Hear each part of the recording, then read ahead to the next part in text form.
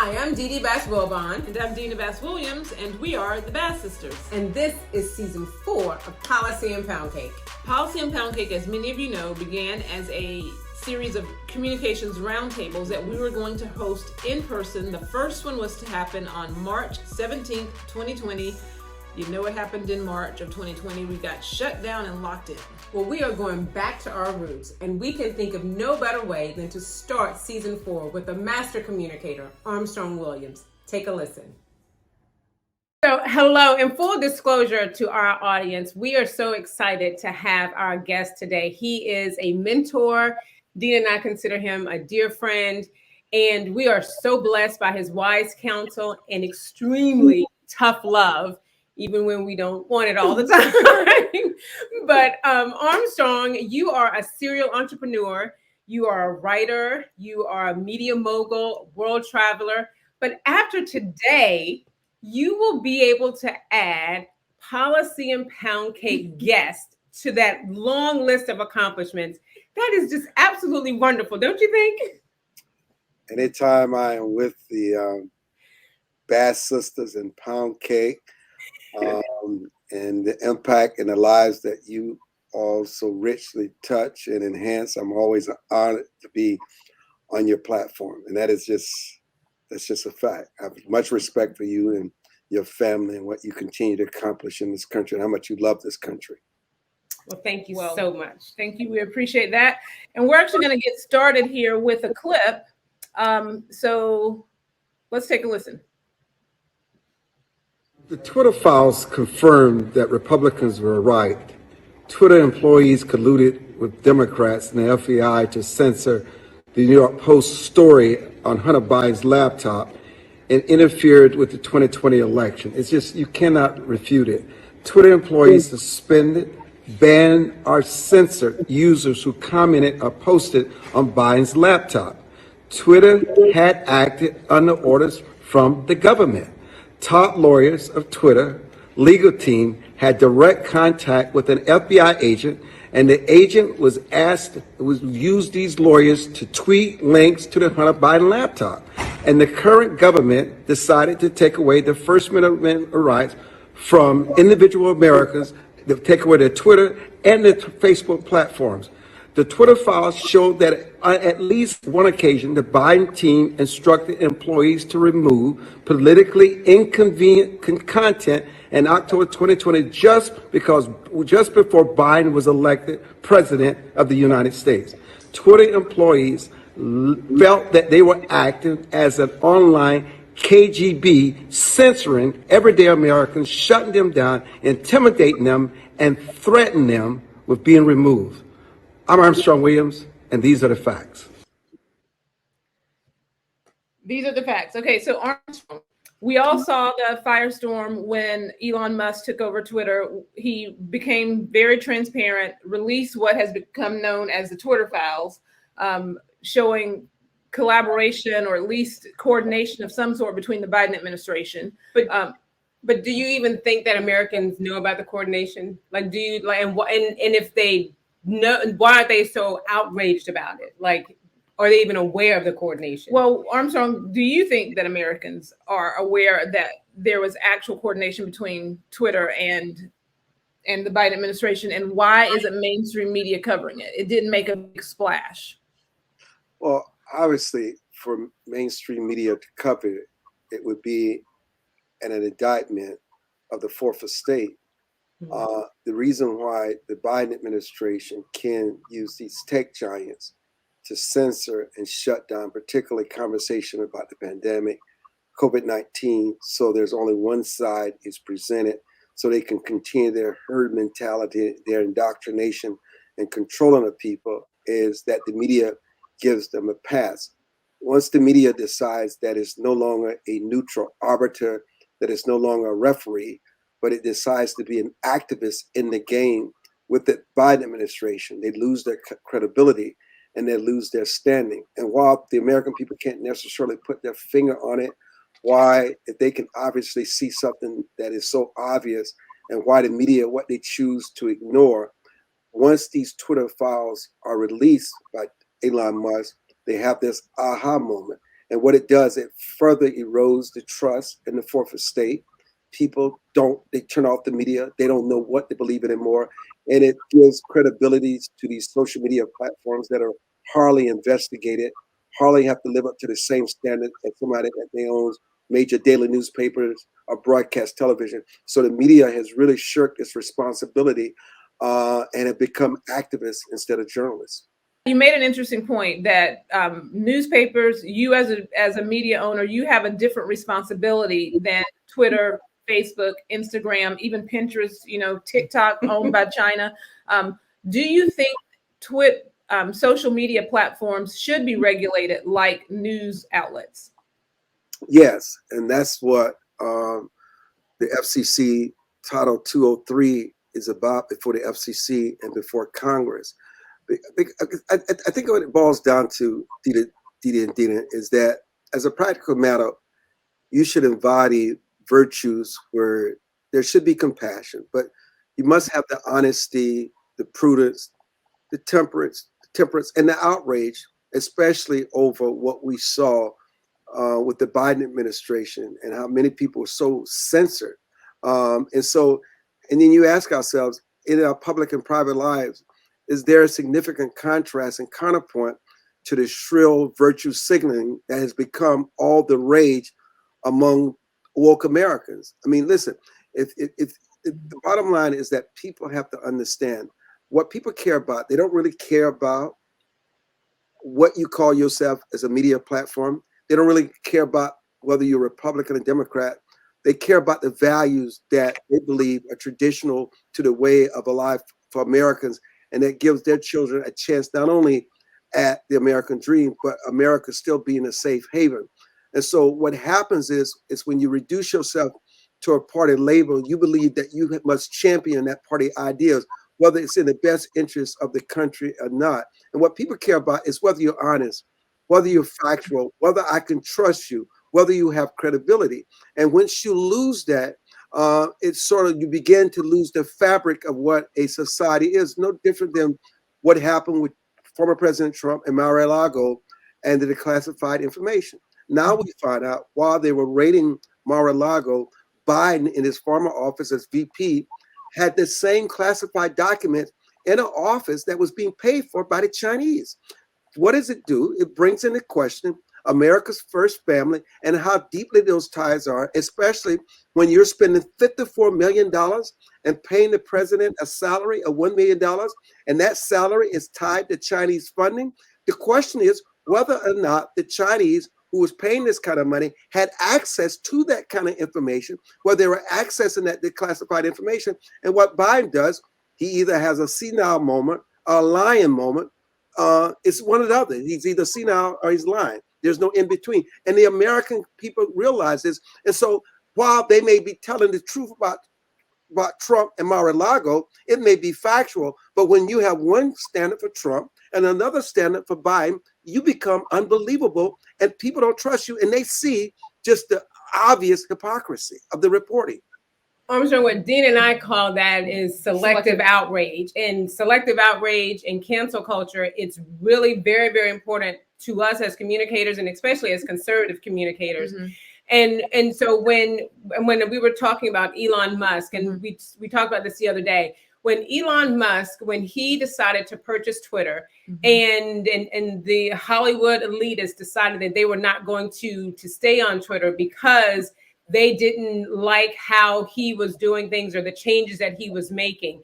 And in my opinion, he was somewhat being canceled by that group because of his beliefs and his desire for transparency, whether you like him or not. Whether you like him or not, to be transparent. But they wanted to just, in a sense, cancel him.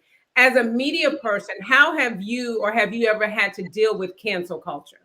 You know, I think the question that we have to ask ourselves, Didi and Dina, is it, did we need fact checkers and cancel culture to end the 1,000-year idea that slavery was natural, as Aristotle once said? And did we need fact checkers and all the things that we have today to guide our founding fathers' hand in writing our Constitution? No, what we needed was the natural. What do I mean by that? unfiltered flow of ideas from one person to another. In the past, those free flow of ideas was at full throttle. They were. And so rational thought spread like wildfire without the need of social media. And so irrational thought died with the few patrons who consumed it. So the world was changed by the thoughts of a few ordinary people who dared to think.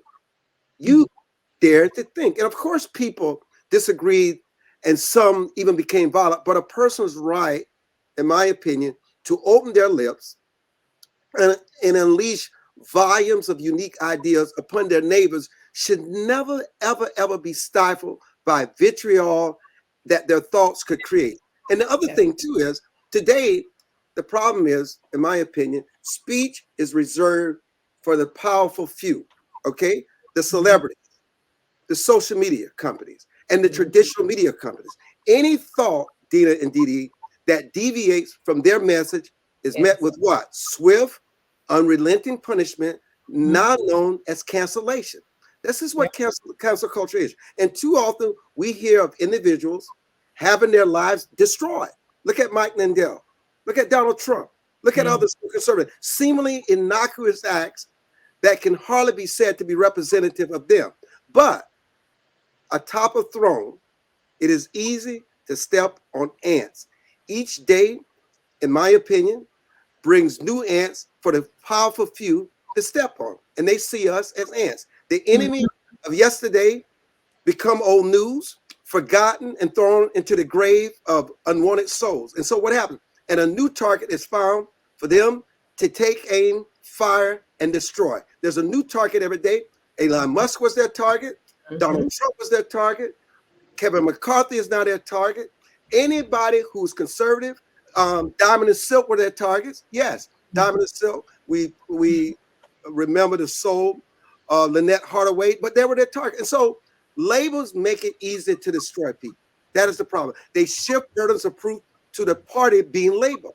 And the party being labeled are conservatives. And so they make it impossible to wipe away the label one is given. And so that's the culture and that's the atmosphere that we find ourselves in today. We're about to wrap up, but I'm remembering something that you actually said about media when we were at a conference that we host, at Bass Public Affairs host. You mentioned what did he say? Free speech. I think it was free speech is not free if you don't own it. If you don't own the media. If you don't own the media. If you don't own the media. Yeah. What do you mean? Tell us about that. What does that mean to you?